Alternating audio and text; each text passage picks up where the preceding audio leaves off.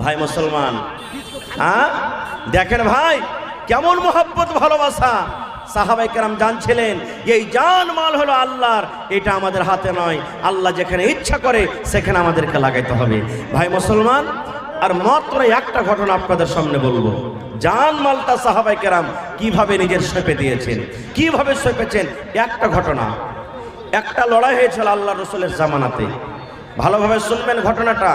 আল্লাহর নবীর জামানাতে একটা লড়াই, একটা যুদ্ধ হয়েছিল। যে লড়াইটার নাম হলো গাজওয়ায়ে উহাদ। গাজওয়ায়ে উহাদ, উহুদের লড়াই। উহুদ একটা পাহাড়ের নাম। পাহাড়ের পাঞ্জরে লড়াইটা হয়েছে, এই জন্য এটার নাম উহুদের যুদ্ধ, উহুদের লড়াই। নবীজি যুদ্ধ করতে যাবেন তার আগে এলান করে দিলেন, আমার সাহাবীরা শোনো, এই যুবক ভাই আপনারাকে খাস করে বলছি। নবীজি বললেন, যার খাজুর পাকবো হয়েছে তোমরা লড়াই করতে যাও না। নবীজি বলছেন, যার খাজুর পেকে গেছে লড়াই করতে যাও না। যার উটনির বাচ্চা হয়েছে বা হবো হয়েছে লড়াই করতে যাও না। যে বুড়া লড়াই করতে যাও না। যার বিবির বাচ্চা হবো হয়েছে লড়াই করতে যাও না। যে নতুন বিবাহ করেছো বিবির মুখ দেখতে পাওনি ও কিন্তু লড়াই করতে যাও না। নবীজি কিছু খাস করে দিলেন, চলে গেলেন। সব সাহাবীর ঘটনা বলতে যাব না ভাই, না হলে ফজর হয়ে যাবে। ছোট্ট করে আমি বলছি, সাহাবীদের মধ্যে একজন সাহাবী, তার নাম হলো কি হযরত হানজালা রাদিয়াল্লাহু তাআলা আনহু। নতুন বিয়ে করে প্রথম বাসর রাত, বাসর ঘর প্রথম রাত বিবির কাছে আছে। বাসর ঘরটা কত সুখের রাত হয় জানতে পারছেন, যারকে বিয়ে শাদী হয়ে গেছে। যেদিন প্রথম মোলাকাত বিবির সাথে হবে, প্রথম দেখা স্ত্রীর সাথে হবে, সেই রাতটা কত মজার রাত। গল্প করে করে করে করে 1 মিনিটের জন্য মনে হয় শুধবে না, ঘুমাবে না। আর মনে মনে কইবে, হ্যাঁ রে আজ 10 ঘন্টার কেন রাতটা হলো রে, শালা যদি 48 ঘন্টার রাতটা হতো তো খুব ভালো হতো। এই যে এত মজার রাত, এত ভালো ভালো রাত, ভালো গল্প, দুঃখের সুখের গল্প। কত আশাতে স্ত্রীটা ছিল, কত আশাতে পুরুষটা ছিল, দুজনের একসাথে দেখা হচ্ছে। ওয়ার সাথে গল্প, ওয়ার সাথে গল্প, কত খুশির রায়। এরকম সুবহানাল্লাহ বাসর ঘর কার? হযরত হানজালা রাদিয়াল্লাহু তাআলা আনহু বিবির কাছে আছে। লড়াই চলছে, উহুদের মাঠে যুদ্ধ চলছে। এক বেঈমান আমার নবীকে এমন জোর করে একটা তলোয়ার আঘাত করেছে, নবীর মাথাতে যে হেলমেট ছিল লোহার, ওই লোহার হেলমেট পর্যন্ত নবীজির ভেঙে গেছে। এমন জোর করে আঘাত করেছে। খুব সাহাবায়ে কেরামের কোনে বিপদ কষ্ট, নবীজির জখম। নবীজি খুবই চিন্তিত। এলান হলো, যাও মদিনাতে তাড়াতাড়ি করে খবর করো যে যারাকে আমি বাড়িতে থাকতে বলেছিলাম ওরা যদি পারে তো তাড়াতাড়ি করে ময়দানে আসবে। একজন সাহাবী চলে গেলেন, গ্রামে এলান করছেন, কি রে আল্লাহর নবীর সাহাবীরা, কে তোমরা বাড়িতে আছো? নবীর আমার ওই হুদের লড়াতে রে, নবীর আমার দাঁত পর্যন্ত ভেঙে গেছে, নবীর আমার শরীরে জখম লেগেছে, নবীর আমার মাথা হেলমেট ভেঙে গেছে, নবীর শরীরে তীর তলোয়ারের আঘাত হয়েছে। যদি পারো রে তোমরা তাড়াতাড়ি করে ওই ময়দানের দিকে রওনা হয়ে যাও। আহা, এই কথাটা কার কানে গেল? ওই যে সাহাবী যে নতুন বিবেকে নিয়ে রাতের বেলাতে আনন্দিত করছেন।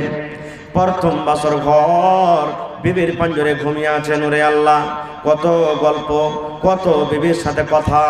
তার কানে আওয়াজ এলো, আরে আমি নতুন বিবির পাঞ্জরে শুতে আছি, আর আমার নবী কষ্টতে ময়দানে আছি। আমার নবীকে কত তীর লেগেছে, তলোয়ার লেগেছি। ওরে আল্লাহ, আমি বিবির কাছে থাকবো না। যেমনই আওয়াজটা কানে শোনা, ধসমস করে বিছান থেকে উঠে গেলেন। কোনার দিকে ঘরের ভিতরে তলোয়ার রাখা ছিল বন্দরে, তলোয়ারটা হাতে নিয়ে নিলেন। এবার তার নতুন বিবি মনে মনে বলছেন, আল্লাহ কি আমার অপরাধ হয়ে গেল, কি আমি ভুল করলাম আল্লাহজি। আমার এই প্রথম বাসর ঘর, প্রথম রাতে আমার স্বামী তলোয়ার নিয়েছে, আমি কি ভুলটা করলাম। এবার একটু ভার দেখছেন, ওই তার স্বামী আবার একটা জেরা মানে লোহার পিরহন। যদি তীর তলোয়ার মারা হয় শরীরে লাগবে না, শরীরে হেফাজত করবে, ওকে জেরা বলা হয়। ওই লোহার পিরহন, লোহার কামিজ, লোহার জেরা, ওই নিজের পরনে পিন্দে নিলেন, হাতে তলোয়ার নিয়ে ঘরের ভেতর থেকে বের হয়েছেন। আর বিবিকে বলছেন, বিবি রে আজকে তোমার সাথে আমার প্রথম বাসর ঘর রে বিবি, আজকে তোমার সাথে আমার প্রথম ঘর। আজকে তোমার কাছে গোটা রাতটা আমি কাটাতে পেলাম না রে বিবি। আমি চললাম জিহাদের ময়দানে, আমি লড়াইয়ের ময়দানে চললাম। আল্লাহর নবীর ডাক হয়েছি, আল্লাহ নবীর এলান হয়েছে বিবি রে, এই যে আল্লাহ আমাকে দেহ দিয়েছেন, জান দিয়েছেন, হাত দিয়েছেন, পা দিয়েছেন, এটা আমার নয়, এটা হলো আল্লাহর জন্য আল্লাহ কিনেছেন। আর আল্লাহ এবং আল্লাহ রসুল যেই কাজে কাজে লাগাবেন আমাকে সেইখানে যেতে হবে। বিবি হাত খান ধরে বলছেন, স্বামী গো, আমি মদিনার মধ্যে একটা কেমন মেয়ে ছেলে, তুমি এখন আমাকে জি ভরে দেখনি, আমি তোমাকে এখন জি ভরে দেখিনি। তোমার সাথে যেরকম একটা গল্প হয় এখনো ভালো মতন হয়নি। এই তো আমাদের কিছু সময় কাটলো, এই তো আমাদের প্রথম বাসর ঘর, হঠাৎ করে আপনি চলে যাবেন। স্বামী গো, একটুখানি আপনি দাঁড়ান, আর দুটা কথা আপনার সামনে আমি বলে নিই, আর দুটা কথা আপনি আমার সামনে বলেলেন, একটুখানি দাঁড়ান, একটুখানি থামেন। বলছে বিবি রে, না না না, আমি তোমার সাথে আর কথা বলতে পারবো না রে বিবি। যদি আমি স্বামী হিসাবে তোমার হকটা যদি আদায় করতে না পারি, যদি স্বামী হিসাবে আমার যদি কোনো ভুল হয়ে থাকে, আল্লাহর হস্তে তুমি আমাকে ক্ষমা করে দাও। রে আল্লাহর বান্দি ভালোবাসা বিবি, আমিও তোমাকে মাফ করে দিলাম, মাফ করে দিলাম বিবি, আমিও তোমাকে মাফ করে দিলাম, তুমিও আমাকে মাফ করে দাও। আমি চললাম, আমি লড়াইয়ের ময়দানে চললাম। এইবারে তার বিবি বলছেন, স্বামী গো, আপনি যে আমার কাছে রাতটা থাকলেন, এই রাতে যে আপনি আমার সাথে হামবিস্ত্রি করেছেন, আপনি আমার সাথে এই যে সহবাস করেছেন, তো সহবাস করার পর আপনার শরীরটা, আপনার বাড়িটা তো নাপাক হয়ে আছে, একটু দয়া করে গোসল করলেন, গোসল করেন। কেন আপনি নাপাক হয়ে গেছেন? পাক পবিত্র হয়ে লড়ার ময়দানে যান। রে ভাই, দেখেন কেমন ইমান, হায়রে সাহাবীদের ইমান। এইবার হযরত হানজালা বলছেন, বিবি তোমার কথা সত্য, আমি নাপাক হয়েছি, আমার পরে গোসল ফরজ হয়েছে, গোসল ফরজ হয়েছে বিবি রে। কিন্তু আমি যদি গোসল করতে যাই, হয়তো সময় থেকে 5 মিনিট 10 মিনিট সময় লেগে যাবে। আর এই সময়টাতে আমি যদি না পৌঁছতে পারি, এই 10 মিনিট 15 মিনিট পিছনে যদি আমি পৌঁছি লড়াইয়ের ময়দানে, আর এই মধ্যখানে যদি আমার নবীর কিছু হয়ে যায়, আর আল্লাহ রাব্বুল আলামিন যদি আমাকে কিয়ামতের দিন বলেন, হানজালা রে, নতুন বউ নিয়ে তুমি বাড়িতে ছিলে, আর আমার নবী যুদ্ধের ময়দানে বিপদে, আমি এটা সওয়ালের জবাব দিতে পারবো না। হযরত হানজালা বলছেন, বিবি রে, তুমি দোয়া করো আল্লাহর দরবারে, আল্লাহ রাব্বুল আলামিন যদি আমাদেরকে কামিয়াব করেন, যদি আমাদের জিত হয়, লড়াই যুদ্ধ করে যদি গাজী হয়ে বাড়িতে ঘুরতে পারি, বিবি রে, আমি বাড়িতে আসা পর আমি ফরজ গোসল করব। সুবহানাল্লাহ। ভাইরে, ফরজ গোসল কি জিনিস? কত বেটা ছেলে আমরা জানি না। খালি বিবির সাথে মিলতে গেলে গোসলটা ফরজ হয়ে যায় না, বিবির সাথে মিলতে গেলে খালি গোসল ফরজ হলো তা নয়, কয়েক কারণে গোসল ফরজ হয়।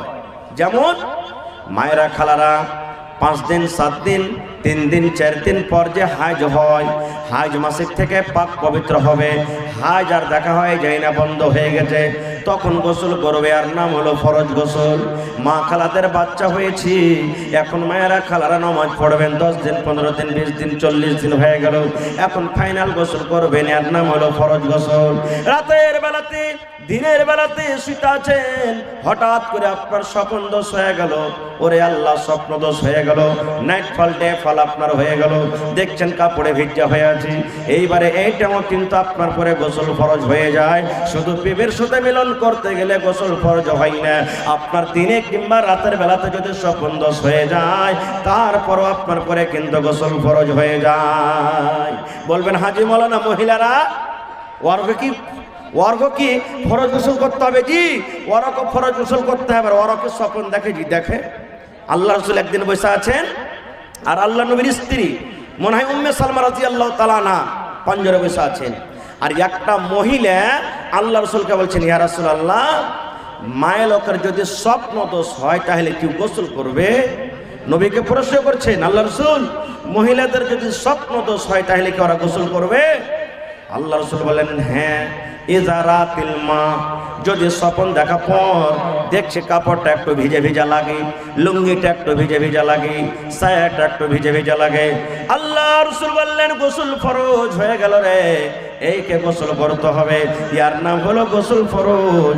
এই সময়তে গোসল ফরজ হয়ে যায়, শুধু মিলনের পর গোসল কিন্তু ফরজ হয় না।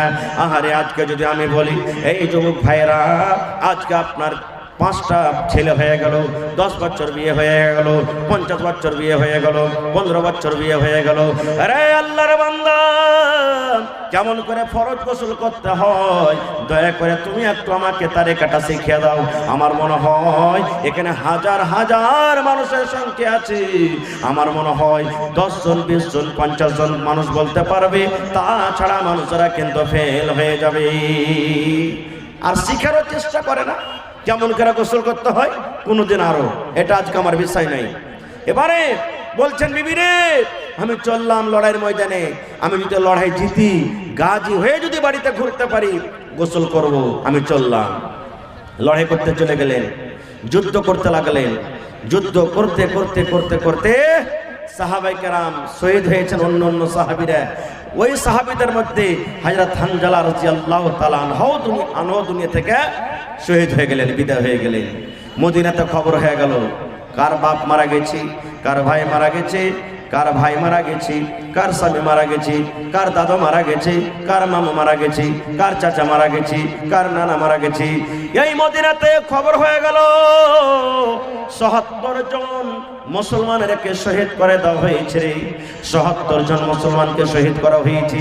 ওই ৭৭ জনের মধ্যে ওরে আল্লাহ ওই হযরত হানজালা রাদিয়াল্লাহু তাআলা নিজেও শহীদ হয়ে গেছেন। এবার তার বিবি খবরটা পেয়ে এবার চলে গেলেন ময়দানে, যাওয়ার নবীকে খবর দিলেন, ইয়া রাসূলুল্লাহ, আল্লাহ নবী গো আপনার অন্য অন্য সাহাবীরা যারা শহীদ হয়েছেন তারাকে আপনি বিনা গোসলে মাটি দিয়ে দেন, তারাকে আপনি গোসল দেওয়ায়েন না, কিন্তু নবী গো আমার স্বামী হানজালাকে দয়া করে আপনি গোসল দিয়ে মাটি দিবেন, নবী গো তাকে আপনি বিনা গোসলে আপনি মাটি দিবেন না। নবী বললেন কি ব্যাপার, কি হয়েছে? বলছে ইয়া রাসূলুল্লাহ আজকে আমাদের প্রথম ঘর, আজকে আমাদের প্রথম বাসর ঘর, আপনার ডাক হয়েছে, এলান হয়েছে বলে ফরজ গোসলখানটা করার সময় পাইনি, তিনি তলোয়ার নিয়ে ময়দানে হাজির হয়ে গেছে। এই জন্য নবী গো আমার স্বামী কোথায় আছে দেখেন, আর দেখা পর তাকে ফরজ গোসলটা আপনি দিয়ে দেন। কারণ দিনের খাতিরে আল্লাহর রাহে যারা কুরবানি হয়ে যায় ওদের জানাজা নাই, ওদের গোসল নেই, অন্য আলাদা কাপড় লাগবে না, যে কাপড়ে মারা গেছে সেখানে সেই কাপড়ই তারকে কাফন হবে, যে জায়গাতে মারা গেছে সেখানে দফন হবে। এত আল্লাহর তারা মাহবুব আর পিয়ারা। নবী বললেন আরে দেখো তো হানজালা কোথায় আছে, হানজালার লাশটা দেখো তো কোথায় আছে, যত মানুষ জীবিত আছে এখানের মধ্যে তা হানজালাকে পাওয়া যায় না, দেখো খুঁজো হানজালার লাশটা কোথায় আছে দেখো। খুঁজতে খুঁজতে খুঁজতে সামনে থেকে সাহাবীরা এলেন, ইয়া রাসূলুল্লাহ পাওয়া গেল না, পিছন থেকে এলেন, ইয়া রাসূলুল্লাহ পাওয়া গেল না, ডান দিক থেকে এলেন, ইয়া রাসূলুল্লাহ পাওয়া গেল না, বাম দিকে এলেন, ইয়া রাসূলুল্লাহ পাওয়া গেল না। আল্লাহ রাসূল বললেন সাহাবীরে কই হানজালার লাশ, হানজালা কোথায় চলে গেল? কোন মুশরিক বেঈমান কি তার লাশটাকে নিয়ে চলে গেল নাকি? কোন মুশরিক তার লাশের বেহুরমতি করবে বলে নিয়ে চলে গেল নাকি? ওরে সুবহানাল্লাহ, দয়ার নবী এইবারে যদি নজর করেছেন পাহাড়ের ওপরে, পাথরের ওপরে, পাহাড়ের ওপরে একটা পাথর আছে, ওই পাথরের ওপরে ওরে আল্লাহ যেমন আমরা নিজের মুর্দাকে লাশটাকে খাটের ওপরে শুইয়ে গোসল দিই, আমরা নিজের লাশটাকে যেমন খাটের ওপরে শুইয়ে গোসল দিই, এই মতো পাহাড়ের ওপরে ওই পাথরের ওপরে হযরত হানজালাকে শুইয়ে দেওয়া হয়েছে। আর যেমন গোসল দিয়ে ঝরঝর ঝরঝর ঝরঝর করে শরীর দিয়ে পানিটা পড়ে, এই মতো হযরত হানজালার শরীর দিয়ে কিন্তু পানি ঝরে। সাহাবায়ে কেরাম বলছেন ইয়া রাসূলুল্লাহ আমাদের মধ্যে তো কেউ তাকে গোসল দিইনি, আমাদের মধ্যে তাকে কে গাও দাওয়াইনি, আমাদের মধ্যে কেউ কোনো মানুষ তার শরীরে পানি ঢালেনি, দয়ার নবী গো ব্যাপারটা কি? তার শরীর দিয়ে কোনো পানি ঝরে, কে তাকে গোসল দেওয়ালো, কে তাকে গোসল দেওয়ালো, তার শরীর দেখে না পানি ঝরে আমরা দেখতে পাই। এইবারে দয়ার নবী বললেন, ওরে আমার সাহাবীরা, আল্লাহ রাব্বুল আলামিন হানজালাকে এত ভালোবেসেছেন, এত আল্লাহ তার আমলে খুশি হয়েছেন, নিজের নতুন বউটাকে বাড়িতে রেখে আল্লাহ রাব্বুল আলামিনকে সন্তুষ্ট করার জন্য, নবীকে রাজি করার জন্য ময়দানে হাজির হয়ে গেছে। নবীকে এত ভালোবাসে, আল্লাহকে এত ভালোবাসে, কোরআনকে এত ভালোবাসে। এই ভালোবাসার কারণে লেট না হয়ে যায়, এই জন্য ফরজ গোসলখানটা পর্যন্ত করেনি। এই জন্য আল্লাহ রাব্বুল আলামিন ফেরেশতাকে আদেশ করলেন, ও আমার ফেরেশতারে, যাও যাও যাও, ওই আমার বান্দা হানজালাকে তোমরা নিজের হাতে গোসলটা দিয়ে দাও। আরে আমার সাহাবীরা, আমাদের মধ্যে কেউ হানজালাকে গোসল দেয়নি। আল্লাহ রাব্বুল আলামিনের আদেশে ওই ফেরেশতারা এসে হযরত হানজালাকে গোসল দিলেন। নারে তাকবীর। আল্লাহর নবী দিনের নবী গো, নবী ছিলেন দিনের দিওয়ানা। আল্লাহর নবী দিনের নবী গো, নবী হবেন জান্নাতের সরদার। দেখেন নবীর মুজিজা, ভাগবতী মা খাদিজা সইপে দিলেন জীবন আর জৈবন। দেখেন নবীর মুজিজা, ভাগবতী মা খাদিজা সইপে দিলেন জীবন আর জৈবন। আল্লাহর নবী দিনের নবী গো, নবী ছিলেন দিনের দিওয়ানা। নারে তাকবীর। ভাই, বলার মেলায় কথা আছে। যারা মোটরসাইকেল পেন্ডালের ভিতরে আছেন, ভাই মোটরসাইকেলটা বাহির করলেন আল্লাহর রাস্তায়, মানুষের অসুবিধা হয়েছে। ভাই রে, এ ভাই মুসলমান, আজকে সে সাহাবীদের মতন আজকে আপনাদেরকে একটু পরীক্ষা করব। কে কোরআনকে ভালোবাসেন, কে আল্লাহকে ভালোবাসেন, কে আল্লাহ রসুলকে ভালোবাসেন, কে দিনকে ভালোবাসেন। ভাই 1 টাকা দিবেন, তা আপনার কাছ থেকে 1 টাকা আমি নিয়ে নেব। তবে দেখি আজকের মাহফিলে কোন এমন আল্লাহর বান্দা আছেন, মৌলানা আমি 1 টাকার 1000 1 পারা করে কোরআনের দাম দান করব আমি। ভাই রে, আপনি এই কোরআনটাকে জীবনে কোনোদিন কিনতে পারবেন না। দোকানে যাবেন, আপনি বলেন যে কোরআন কিনতে এসেছি আমি, আপনাকে ঠাট্টা করবে, বলছে কোরআন কিনতে পারা যাবে না, হাদিয়া বলবে হাদিয়া। কোরআন কেনার ক্ষমতা কাহরির নাই। কোরআনের মজুরি আল্লাহ ছাড়া কেউ দিতে পারবে না। তবে কোরআনটার মান সম্মান রেখে দেখি কোন আল্লাহর বান্দা আছেন 30 পারা কোরআনের দাম 30,000 টাকা একটা লোক কেউ দিতে পারবেন? 30,000 না পারবেন, কেউ 5 পারার দাম 5,000 দিয়ে দেন, কেউ 10 পারার দাম 10,000 দিয়ে দেন, কেউ 20 পারার দাম 20,000 দিয়ে দেন, কেউ 2 পারার দাম 2,000 দিয়ে দেন, কেউ 1 পারার দাম 1,000 দিয়ে দেন।